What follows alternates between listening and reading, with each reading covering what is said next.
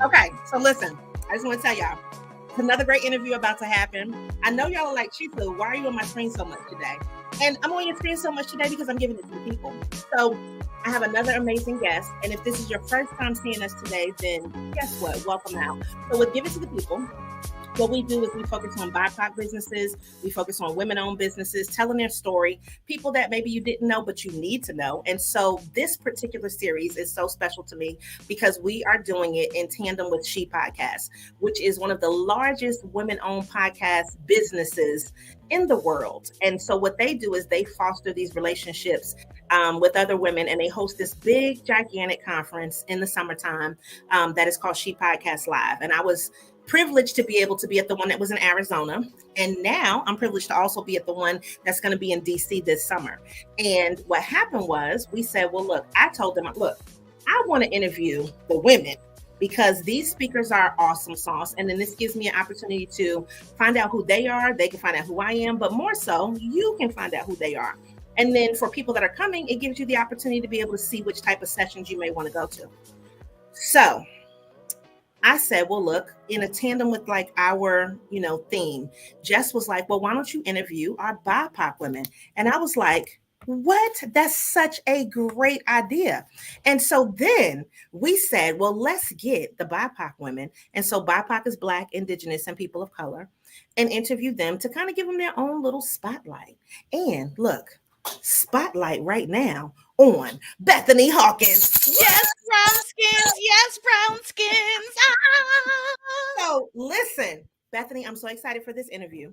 And I want you to just give them a little bit about you. Tell them about you and what you do. Firstly, Chisa, thank you so much for having me on. I'm so excited. So I own a little production company called Crackers and Soup, and we are an award-winning company. We've worked on award-winning podcasts and award-nominating podcasts, and we do everything from launches to creating intros and outros to coaching podcast business owners because I want all of our brown skins to thrive in this industry and just our stories are so phenomenal.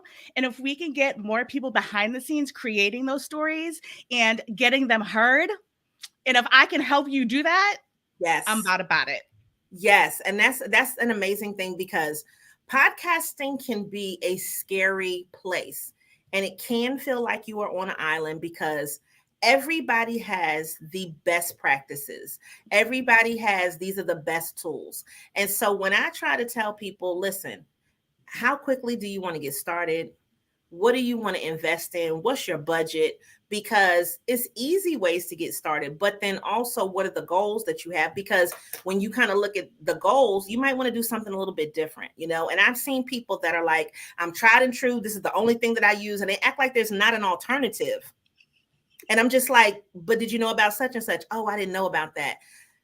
You can't know about everything, right? And so I'm always impressed with people that know so much about, because they're really studying this. And I have one question, which you might think is like off kilter, but I have to ask this question because when you look at your social media, right? Her name is Crackers In, and then the name of the thing is Crackers and Soup. And so I'm always very interested in names and where that came from. So I have to ask you that. But I always think, does anybody think that you're not Black when you say Crackers In whatever? Because there's this new show that's like the Cracker Show. And I'm thinking, people think that this is like a white slang kind of thing. And so I was like, I couldn't wait to ask you that one question. But I need to know where it came from, and are they surprised when you're not white? I guess if that makes sense. So they're not surprised that I'm not white. They're surprised that I'm not making soup. That's Look, you just made me choke, y'all. They're like, but where's the food? Where's the soup? How come you're not feeding me? How come you're just giving me podcasting information? I'm feeding you podcasting information. That's what I'm feeding you. Feed it. So eat it. Mm-hmm. Let it nourish you from inside out. So how the name came to be about was long time ago in 2019, which is like a fortnight now. When I was running, screaming, escaping from my corporate gig and creating this podcasting business, which I knew that I wanted to do. I could not come up with a name. And at the time, I knew that I wanted to get into podcasting and be behind the scenes and have people's stories heard, but I didn't know the podcasting terminology yet. Now, I'm swimming deep in the deep end in podcasting terminology, but I was a little fish. I had no idea. I was like a little guppy in a little bowl. I had no idea what I was talking about. Mm-hmm. So I didn't want to name something associated with podcasting as my business name and get the terminology wrong. Okay. And then I also didn't want to name it after myself because, like, who the F am I? Somebody amazing. But no, I mean, I understand because I didn't name mine after myself, and I'm, I didn't do that either. So yeah. Right. Like, my family knows who I am. My friends know who I am. But in the grand scheme of things, I'm one person who hopefully is connecting people to other people and teaching people along the way. So my daughter was going through at that time a soup phase. Mama, can I have some soup? And I was like, fine. You got to give me crackers. You have to give me crackers with it. And I said, okay, bet. You want soup? You ate all the crackers. And she was like, well, I don't want the soup because crackers make it better. And I was like, that's the business name. My business name is Crackers and Soup because essentially our clients that come to us, they're the soup. They already have something good. Yes. We just come in and we make it better. Okay, that explanation is amazing. I love that because I would never have even fathomed that that's where it would have come from. I would have thought it was like chicken soup from the soul or something. And no, I was like, okay, well, if I'm doing word association and she's like, essentially the same concept of feeding people, then maybe this is like the podcast version of that, right? So hearing it from you and then seeing the connection with your daughter, tell her she needs a check. I don't know if she's charging you yet. But we need to write her a message and tell her she is a part of the brand and she needs a check. She runs me for all my money. So she don't get no check. She's still getting crackers and soup though, so that's the good part. So what even made you leave? Because I always think that it's interesting, and we have a series that we're getting ready to do that is Black employee to entrepreneur. And in that series, it's really kind of teaching people like you can do both. Or you can choose, you can transition from one thing to another. So it seems very interesting to me when people have transitioned completely from corporate to go directly into podcasting. So what made you get into it in the first place? Firstly, I love that you are giving people the options and the opportunities because for a long period of time, so many people were saying, abandon your corporate job, immediately go into entrepreneurship. And then people were realizing entrepreneurship is hard. Yes. And when you have, we don't come from anybody, my husband and I don't come from anybody with means. We don't come from anybody that can bail us out. Like, it's us. Yes. We have a mortgage, we have kids, we have a pet hedgehog. All of those things need to eat. Yes. So I love the concept of giving people opportunities to say, okay, you're working in corporate right now. Use that as like your investment money into your business and be able to leave once you have a build up. So what made me leave without any of that was my mental health. I come from a criminal justice background. I have criminal justice degrees and certifications. I was working at the district attorney's office. I worked for a defense attorney. I come from like, don't let this nice skin fool you. I was in that industry for 18 plus years. Oh, wow. Okay. And it just got to a point where I was coming home every night crying, and not only just crying, but emotionally spent. I had no time for my family. I had no time for anything. I just would I'd pick up my daughter from school, after school program. I'd come home and make dinner and I would immediately be in bed. There was no engagement. And I was like, this can't be what life is about. But I come from, two Black parents who worked at the same place forever and they retired. And they got a pension. And I didn't know anybody in my immediate vicinity who was an entrepreneur. So I did what I do best and what I was, taught in. I researched. And what brought me to podcasting is the last 3 years that I was at the district attorney's office, one of my good friends turned me on to LeVar Burton Reads because she knows that I love LeVar Burton. He's like my Uncle LeVar. He owes me a whole bunch of birthday presents because he's never bought me a birthday present, but Uncle LeVar owes me presents and dinner. Listen, hold up. Now I got to hold your story. Have you been watching the new season of Picard? No. And so LeVar Burton is on the new season of Picard.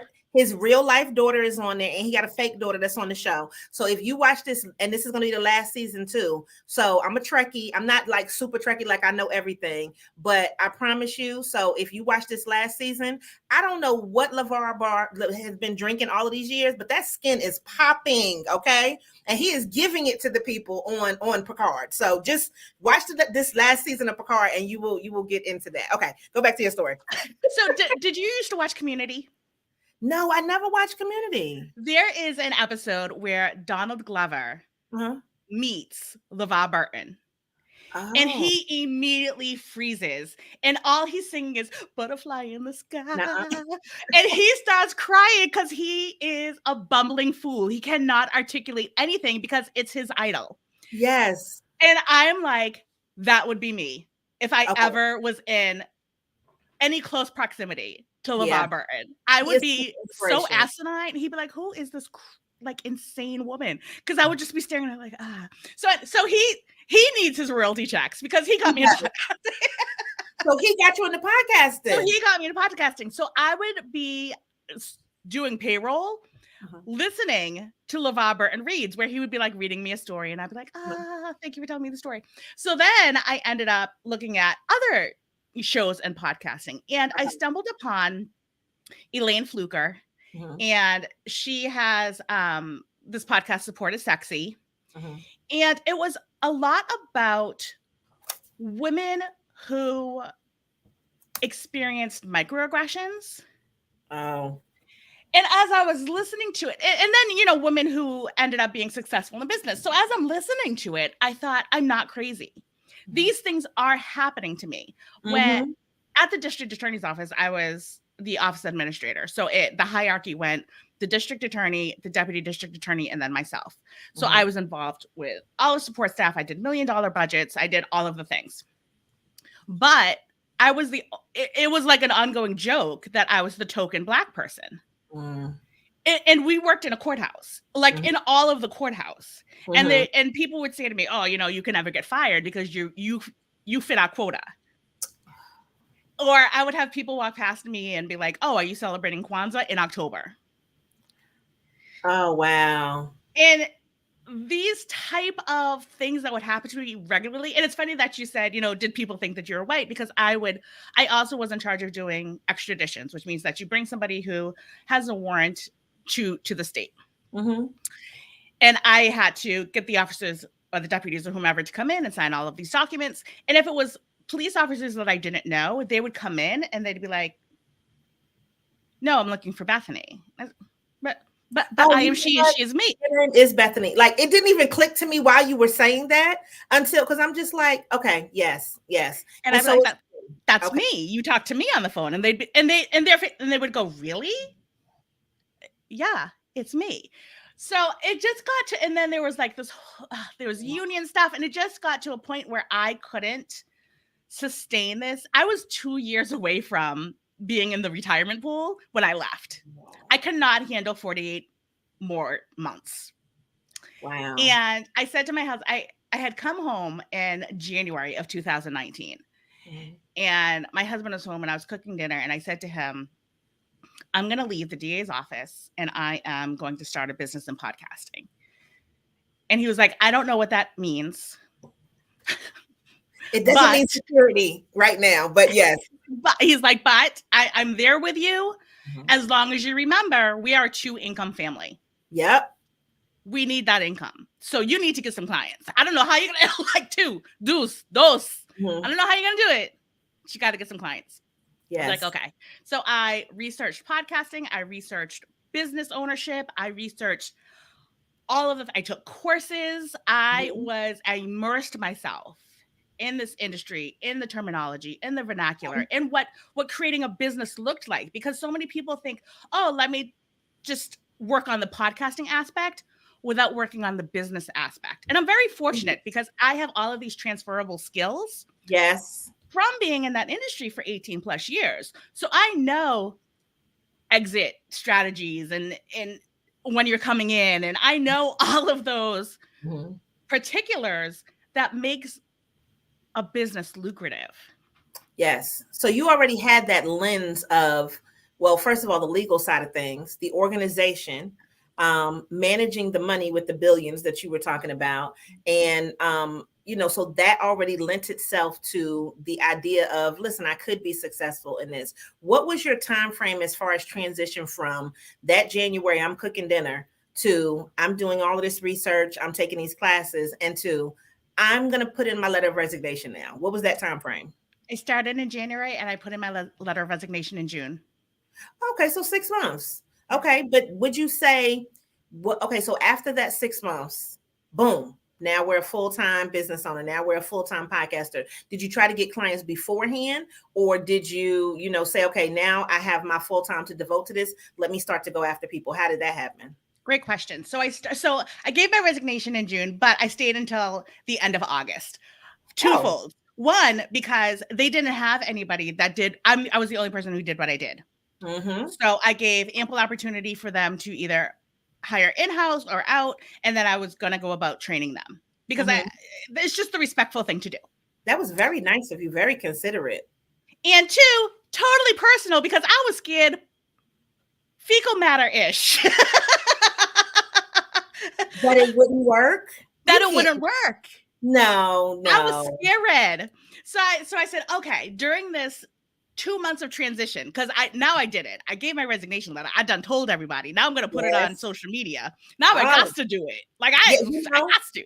It makes you feel like really obligated. Oh man, I told you I was going to work out. This is why I don't put that type of stuff out there. You might get a good 1 or 2 days, and I'm just like, all right, that's over. Yes. So in that interim, excuse me, from January to the end of August, I was looking for new clients. Mm-hmm. But what I knew is that I could do virtual assistant work and get paid while I was setting my feet in my foundation into the podcasting world, because I didn't know any podcasters. I didn't know how to get in. Oh. So I started joining like Facebook, and this is before, COVID. So it's not like everybody was at home. Mm-hmm. So I started joining Facebook groups, and Elaine Fluker was so important to my journey. Mm-hmm. I joined her group. That's no longer a group any longer. Mm-hmm. But I was like, thank you. And this is why I want to be a part of your Facebook group. And in the body of that group, I've met so many phenomenal women that I'm still connected to now. Yes. And one of the women, her name is Kimberly Sumter. She too is a speaker at ShePodcasts Live.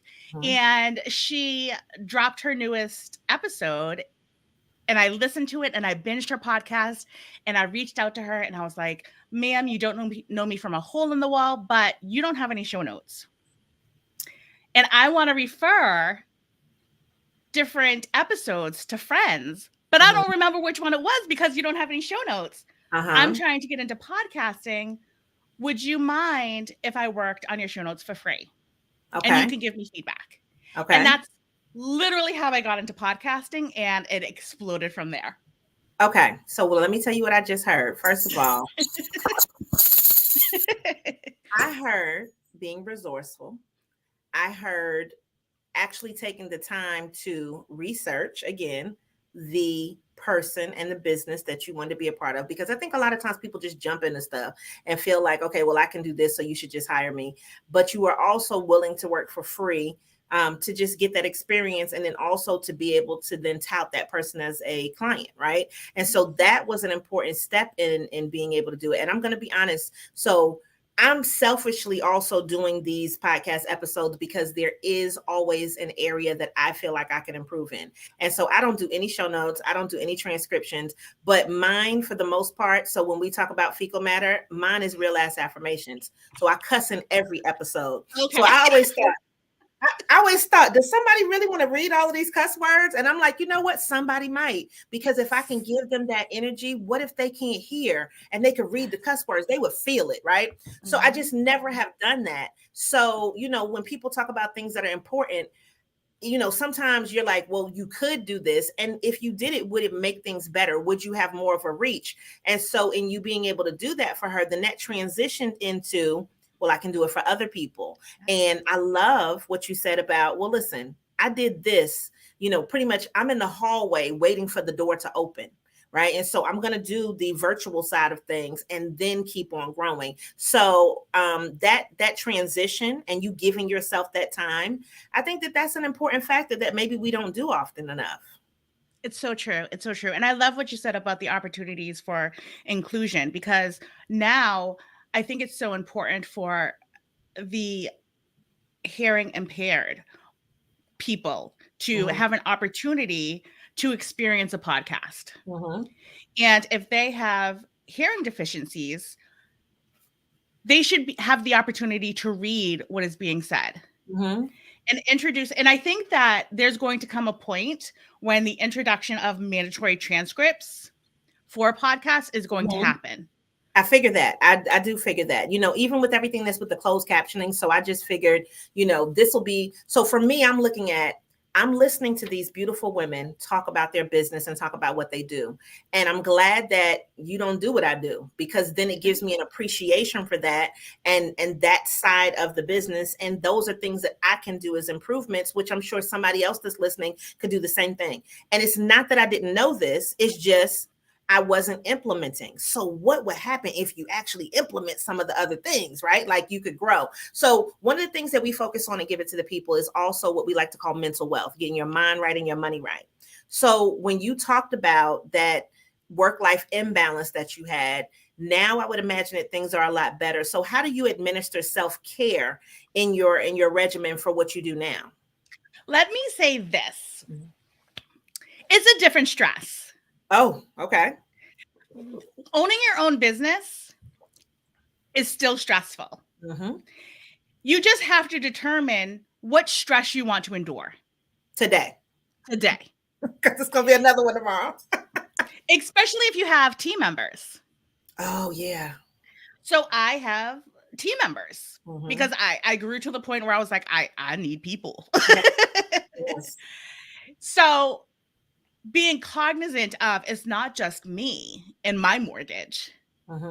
It's my peoples that need to get paid as well. That's so scary. We need to have a whole nother podcast on that. Yes, that's a whole nother episode. I'm not willing to be like responsible for your whole life. I just not with that yet. And that's why I'm like, we just gonna contract you for today. Thank you. It's scary. That's one of my fears. Like, oh, I don't want you to be on the street. So yeah, yes. So whole other podcast. So what I do, it sounds so asinine, but what I do for self-care is I like me some good lotions. I can't be walking these streets ashy and itchy. Ooh. I can't. Look, let me go in my lotion. I should have a good lotion in here for you. Hold on. Oh, where is it? Okay, did somebody steal my lotion? I know where it's supposed to be. It is not in the drawer where it's supposed to be. Right here, just in my office. I'm double fisted with lotions all the time. Double fisted. Walk around double fisted with sponsors. This sounds like Bethany needs lotion sponsors. I do need lotion sponsors. Yes. Moisturize that baby girl. Which I think is so important, because when people think of self-care, they think, oh, I need to go to a spa or I need to go on vacation, or it doesn't have to be something that is a huge monetary value. Oh, yes. It could be just something that makes you feel good. Wearing a good bra. Yes. Having good conditioner. Like having cute glasses, just picking up a cute pair of earrings. Those little things that make you feel fabulous. Yes. That is self-care. Bethany is my people, y'all. If y'all didn't know, if you couldn't have gathered it, she is my people. She even posted online that she was going to go get her aesthetic done for this interview. I saw that on Twitter and I was just like, girl, you better get those brows done. But see, that's the simple stuff that I think that when you have gone through so much, right? You pay attention to the little details that make you feel good. And I'm all about that, all for that. So I think that that's a good thing for people to just recognize. And like you said, it doesn't have to cost a lot of money. No, just something that you're doing for yourself. Going to a new coffee shop that you haven't experienced and getting something luxurious that you haven't had and sitting in that quiet corner of the world. Just for you. With your headphones, though. With your headphones. That is self-care. Don't be in the streets just out here, just naked ears. No. Bring your headphones, y'all, because people will try to talk to you in person. Okay. You see, even if it's not connected to anything. Look, why do I do that? I be putting on, and I can hear everything you saying, right? But this is what I do. I be like, huh? Like, I have to do that just so it's like, I want you to think that I was listening to something, even if I wasn't. Okay. Yes. Can I tell you, I do that at home. If I'm cooking dinner, I won't have anything on. I'll just have my headphones on. And I'll be like, what? And Excuse you have me? to look annoyed. You have to look annoyed. Like, how dare you interrupt my personal time that I was having with me? Yes. Definitely my people. Definitely my people, y'all. Yes. Okay. So look. So as we start to wrap up, your session that you're going to do at ShePodcasts, tell people why they should come to your session. What kind of energy? Well, first of all, they can see the energy. But why should they come to your session if they're coming to ShePodcasts? I'm going to be talking about how to make a lucrative business out of podcasting. Love it. And if you are obsessed with podcasting to the point where, okay, you have a podcast, but you can't stop, won't stop, all of the things in regards to podcasting, it's an opportunity for either you to do a side hustle, get a little extra income your way because you already have all of these marketable skills. Mm-hmm. And so many people need podcasting people to assist them in their journey. Or you could be like me and end up making 6-figure years. And have a team and have all of these amazing. It's funny. I was creating for ShePodcast Live. They're doing an intro award, and in the process of that, I was like, let's start making audiograms of some intros that we've created. The amount of podcasts that we've worked on since 2019. Truly blew my mind. And I called my right-hand person who's been with me for 3 years. And I was like, Sherilyn, she's the graphic designer. So everything that you see, she's the visual piece of Crackers and Soup. Okay. And I was like, we've been doing the damn thing. She's like, yes, but we never sit and acknowledge. That's the part. So people should come to my session because even if you don't want to create a podcasting business, maybe after the end of it, it'll give you a little something to keep in your mind, and maybe it'll ruminate, and you never know what you're going to get out of it. And it's going to be fun because I can't be just standing up there talking all boring. Like, it's going to be interactive. Yes. I can't be boring. We can feel the energy. That's why I said the energy is already there. And I think that, what people don't realize is if you were going to do the work as far as the podcasting part anyway, why not get paid from it? And see, that's my goal, is to turn what I do into full-time podcasting, but I still love to teach. So I want to be able to do that and then transition, gracefully and just get paid to just, talk my shit, basically, is really what I want to do. Because I love to do that. So as we conclude, tell people where they can find you online, and then know when you look for Crackers and you're going to get Bethany. Yes, you're not going to get a bowl of chowder and some oyster crackers. Like, you're going to get me. They're delicious, though. Oyster crackers are good, girl. They're so good. So I am at crackersandsoup.com. That's our website. I'm also on Instagram at @bcrackersandsoup. I'm also on Twitter at, I think, crackers_in. I'm on LinkedIn as Bethany Hawkins.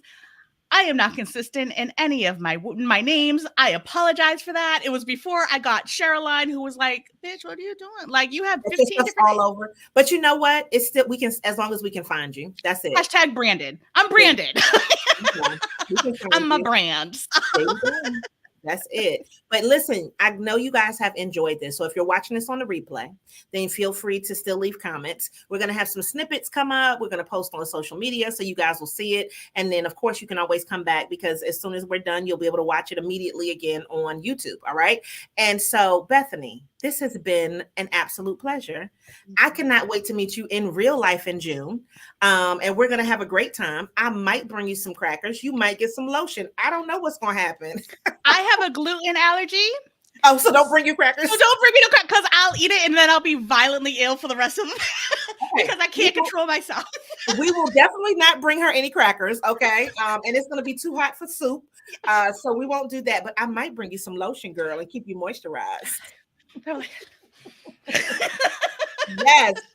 All right. Well, thank you so much for being on today. I appreciate you so much. Everybody else, if you're coming to ShePodcasts, let's take some pictures together. Let's have a good time. If you haven't thought about ShePodcasts and you feel like you just want to be around some amazing women like us, you should probably go ahead and get your ticket. I'm just saying, so go to ShePodcasts. You can type in ShePodcasts Live. You'll see it. And then you can find me at Give It to the People. Make sure that you always show up and show out and you continue to give it to the people. Bye, guys.